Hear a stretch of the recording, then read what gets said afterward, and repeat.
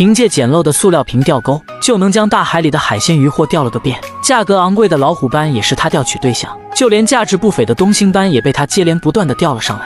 小强一天的收入就相当于别人1个月的工资。小强一大早就在海岸边钓取海中鱼货，摄像山炮为了记录小强今天钓鱼的精彩时刻，沿着岸边来到了小强钓鱼的位置。岸边刚好由石头围成一个小水坑，而小强刚好勾好鱼肉向海里抛钩。岸上有一条被小强钓上来的海鲜，还有一袋用来钓鱼的小鱼。用小鱼钓大鱼是菲律宾渔民最常见的一种钓鱼诱饵。走到浅水区域，便向着深水域抛下鱼钩。抛下鱼钩后，就要等待鱼货自动上钩，用灵敏的手指来感受鱼钩是否有鱼咬钩。有7年赶海经验的小强，对于鱼货咬钩的时机已经掌握得非常熟练，试图通过缓慢收绳来激起鱼货咬钩的激情，这就是欲擒故纵的钓鱼法。一旦感受到鱼货咬钩，便快速的抽绳，上钩的鱼只能被小强慢慢将其拖回岸。为了防止脱钩，小强收绳的力度也是恰当好处。经过一轮的来回拉扯，上钩的鱼货终于被拖到岸边，钓上来的竟然是一条价值不菲的东星斑。沿着岸边回到岸上，小水坑成为小强临时放鱼的地方，鱼钩死死地勾住东星斑的嘴巴，取下鱼钩也花费了小强不少的力气。东星斑会在水坑里度过它短暂的余生，将拖出来的鱼绳重新收回，勾上小鱼后便往海岸边走去，再次向深水区域抛下鱼钩。抛下鱼钩的小强如同战神归来，弯着腰来感受鱼绳对手指带来的波动，通过鱼绳传递上来的拉力，能准确地判断鱼嘴咬钩的位置。一旦感受到鱼货咬钩后，小强就立马收回鱼绳。感受到被拖拽的鱼货开始做出强烈的反抗，小强也开始使出吃奶的力气将鱼货收回。强大的拉力差点把小强也拖进水里。经过人与鱼一轮的来回拉扯，鱼货很不甘愿地被拖出水面。失去水后的东星斑已经有力无心，被小强轻易地拖上岸边。鱼钩死死地勾住东星斑的嘴角，取下嘴角上的鱼钩也花费小强不少的力气，最终还是由摄像山炮帮忙取下。此时孤独的东星斑也有了陪伴。一望无际的大海养育着无穷无尽的海鲜渔获，靠海吃海的渔民也想出了各种办法，在海里获得鱼类资源。菲律宾渔民3岁开始赶海已经不足为奇，而小强的钓鱼技术在当地也是非常的有名。海天一色的海洋风景能让人瞬间忘记生活中的烦恼，风景并不能解决温饱，海中的海鲜渔获才是小强所向往的。刚抽动鱼绳，渔获就开始拼命的拖拽，经过一轮的来回拉扯，小强最终适应渔获使出来的力道。拉扯鱼绳的过程中，可以看出小强非常的吃力，徒手拉扯鱼绳很容易被刮伤手。生活在深水区域的东星斑最终被拖到浅水区，东星斑想拼命逃脱，奈何力气悬殊，被小强一手抱住。抱着东星斑的小强往岸边的水坑走去。这是小强收获到的第3条东星斑，第1条收获到的渔获已经选择躺平在岸边上。小强迅速收回鱼绳，然后继续勾上鱼饵。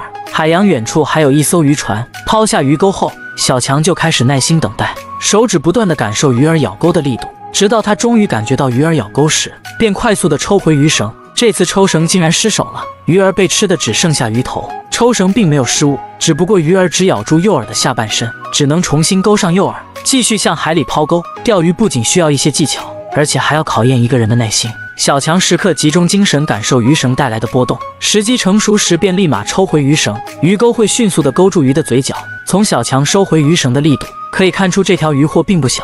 一轮拉扯过后，一道黑白的身影从浅滩里出现。从鱼的体型可以看出，这鱼是石斑鱼。这种石斑鱼也叫老虎斑。一向性情温顺的老虎斑也开始挣扎起来。从鱼的体型目测应该有6、7斤，小强却直接双手将其抱起。这是他今天收获到了最大的一条鱼货。看老虎斑的血盆大口可以将小强的头部含住，小强为了避免取下鱼钩的麻烦，直接将鱼绳咬断，然后把它放到水坑里让它保持活力。此时总共收获到了3条东星斑和1条老虎斑，小强也开始收工，等待鱼老板开船过来接他。在附近的鱼老板也快速的过来，来到浅水区只能用木棍进行操控船只，而小强就将第1条钓上来的鱼拿到船上。小强控制着船只，而鱼老板就将收获到的鱼货捞到船上。接下来就是东星斑入场的时候，为了防止东星斑在传递的过程中挣扎逃脱，用鱼钩勾住它的嘴巴。从太阳的倾斜度可以猜测，此时已经来到了中午。暂时生活在水坑中的东星斑，游泳的身法也是非常的了得，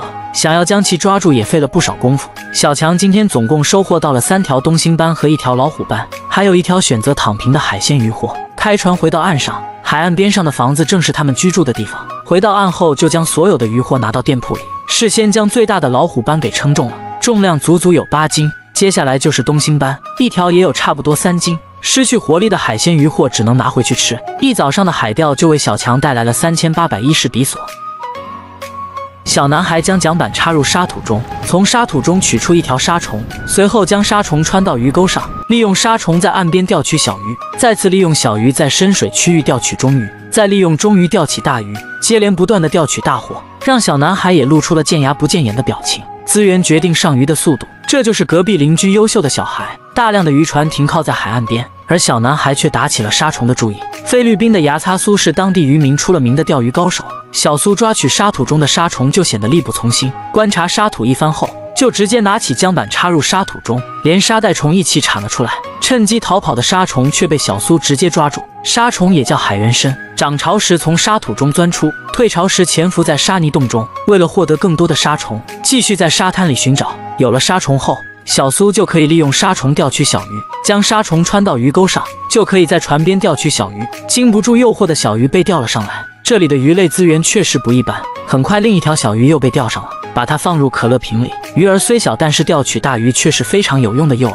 抛下鱼钩几秒钟就有鱼上钩。此时天空也开始阴暗起来，只要沙虫被吃完，只能重新串起新的沙虫。小鱼都喜欢躲藏在阴暗的水草下方，上钩的速度也是非常的快。一旦有小鱼咬钩，就立马抽回鱼绳，一条小鱼就到手了。上货的速度接连不断。3岁开始赶海的小苏已经有12年的赶海经验，快速钓取小鱼是他最基本的操作。有了足够多小鱼后，就可以钓起大鱼。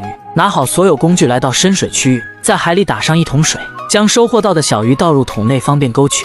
取出一条小鱼，将鱼钩勾住鱼的脊骨，随后向大海里抛下鱼钩。一旦有鱼上钩，就立马抽回鱼绳。这种用小鱼钓大鱼的效率也是非常的高，轻松收获到一条和巴掌不相上下的大鱼。取下鱼钩，继续钩上小鱼，整套操作一气呵成。随意甩钩的手势也可以看出他是一位拥有丰富赶海经验的渔民。靠海吃海的渔民想出各种办法在海里获得资源，用沙虫钓小鱼，再用小鱼钓起大鱼。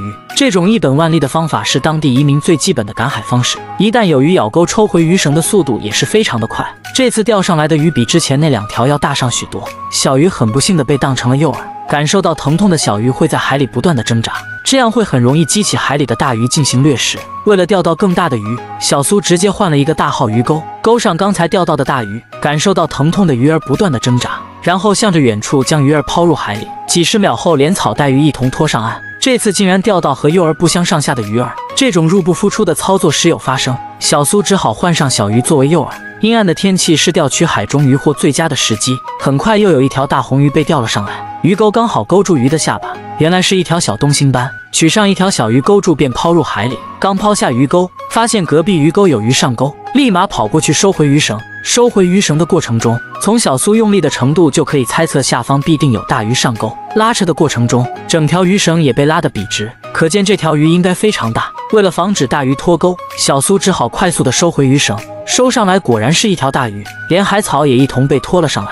看这鱼的体型应该有7、8斤。鱼钩死死地勾住鱼的嘴角，取下鱼钩也是非常的费劲。这是小苏目前为止钓到的最大一条鱼。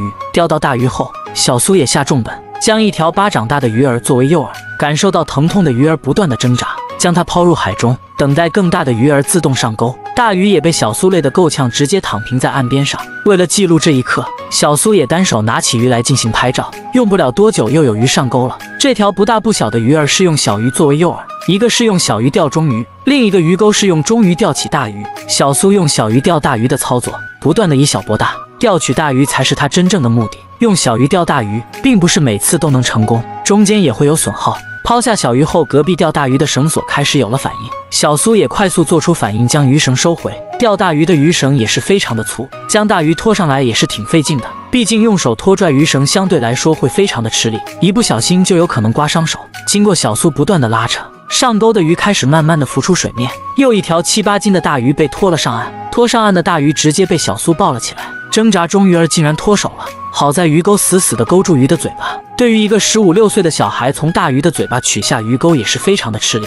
每钓到一条大鱼，都让小苏露出见牙不见眼的表情，把2条大鱼放在一起做比较，这2条大鱼才是他今天赶海最终的目标。有了赶海经验的小苏，早已经懂得如何一本万利。收获到2条大鱼后，就开始收拾东西回去，沿着陡峭的岸边回到岸上。岸边也会有收购鱼货的店铺，拿到店铺后，老板娘会进行称重计算，将2条大鱼一同进行称重，重量达到了12斤多，平均每一条都有6斤以上。这次小苏获得了220元。好了，视频就到这里了。世界因为有你才会变得更精彩。